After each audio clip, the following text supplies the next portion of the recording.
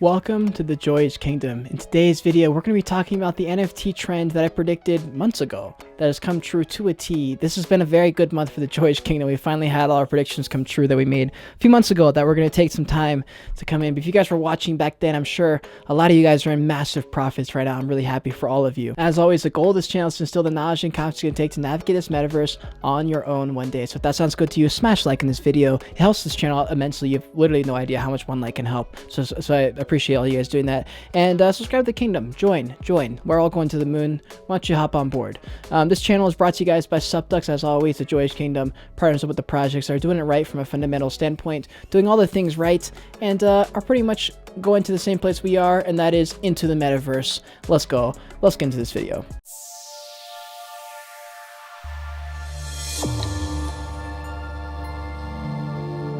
So we've just seen Azuki do an absolute monstrous climb post-mint to the reveal, did a 2 or 3x after the reveal, which has literally never been seen before in the NFT space. So people are freaking out. They're saying, holy shit, what happened? Why, when, where, moon, blah, blah, blah. And then people are like, holy shit, Invisible Friends is about to do the same thing. All these art projects, these launch pads, like the Random Character Collective, like the one that Azuki's on, they're all artist launch pads. What's going on? And I'm sitting here like, bro, what do you mean? We literally called this a few months ago. If you remember, I told you guys artists were going to be the biggest trend, one of the biggest trends at least of 2022. I expected that the biggest artists in the world are going to be created in 2022, and it seems like that prediction literally came true to a T, because some of these artists have literally sold hundreds of thousands of dollars of their, especially if they're like artists who are selling one-of-ones on like Foundation or Super Rare or something. Some of those things are going for fucking like 20-30 Ethereum. It's absolutely insane. And so toward the end of last year, I started picking up art pieces from smaller artists that I think might blow up or might get a sponsorship or an ambassador. And if they do, their art will do a 20x overnight. And so that's something I started to do towards the end. I've picked up like 40 NFTs that are art pieces from smaller artists. And it's been amazing. You know, like this art piece here, this one here, this one here. Those are all NFTs in the Solana blockchain on Solsi. And yeah, man, that's the trend that I thought was going to happen. And so far, dude, I mean, Azuki has literally done incredible. Invisible Friends is by far the craziest thing. Hate Beast is known for its art. It's really, really good 3D rendering. Everyone is pretty much pushing high quality 3D art. And what is like the main focus there for those kind of projects? They're like, well, we have the best 3D artist ever. He does this, this, and this. She is great at that. She's great at this.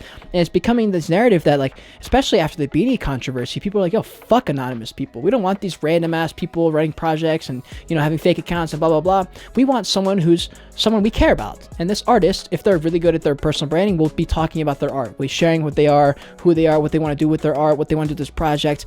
And it's the reason that Creature World is still holding a strong fan base. A lot of those projects that are artist focused, people buy in the project and they get personally attached to the creator, to the artist, and then they get attached to the art because of what it means to the artist. And that creates diamond holders and a strong community, which is very important into a project, especially now that we're finding out that NFT projects have it a little bit harder than they thought. That it's a bit harder to have a startup business, even with millions and millions of dollars in your treasury, basically. It's hard to make a brand stick around and do the right things, you know? And yeah, and I see another trend that's popping off apparently is photography. NFTs might be next. Music NFTs might be next. I didn't really see that coming. I guess I was just thinking artists in general. But I guess, you know, probably music is going to start to work its way in. I don't know if music's going to be as crazy as we think it might be, only because it's audio. You can't really see it. Audio is just not nearly as powerful as video. So I don't know if music will really be the biggest thing ever. I don't see why photography would pick up so crazy like everyone keeps saying. I think it might be one of those things that, like, and look, I'm a photographer. I would love for photography to pump. But I'm just saying, like, I keep seeing like random people saying photography sets are going to the moon, like photography NFTs are next. And I'm just like, based on like what? Like, why? And like, maybe it's because artists are going first and photography is next. I don't know. But you know, all I know is artists doxing personality, personal branding. I mean, you guys, it's my pin tweet on Twitter for a reason, that the people who can talk to a camera and articulate their message, they don't have to speak to the camera, but if they can make a quick video, do a little voiceover, and people can get connected to that video and connected to the artist, that's where you create the strongest communities, you know? Because currently, Azuki has nothing promised, and they have a 6.5 ETH floor. Invisible Friends is probably going to have a very, very impressive floor price, and people are going to be in that project looking to hold. I mean, of course, there's going to be flippers in every project, but people are going to be looking to hold, right? Because they think the art is so good. And that is a very, very important trend to think about, because also, if you guys remember, I've brought this up multiple times with artist-led projects, is that if the artist messes up, If they do something bad, if we find something out, we dig something up from the past, everything goes wrong with the project, everything tanks. We just saw it with Jungle Freaks. We saw it with what's that project? Penguins, Pudgy Penguins, I think. Yeah, Pudgy Penguins had that happen. They lost a lot of support. And it's very important that you guys think about that for artist-led focused projects, especially without a proper roadmap and proper things set in stone. Then you're investing in them growing and being bigger than last year. And so it's important to think about that. There's trends that are coming up every single week. We kind of cover these things in a lot of my videos and a lot of my zooming out videos and NFT market updates. I kind of hint at things that are happening in the future, things I'm hearing rumbles about. So make sure you have my post notifications on. This is going to be a shorter video. Just wanted to update you guys on what's kind of happening moving into this first Q1 of 2022 with crypto crashing. Is NFTs going to go to the moon? Is it going there? Is it going here?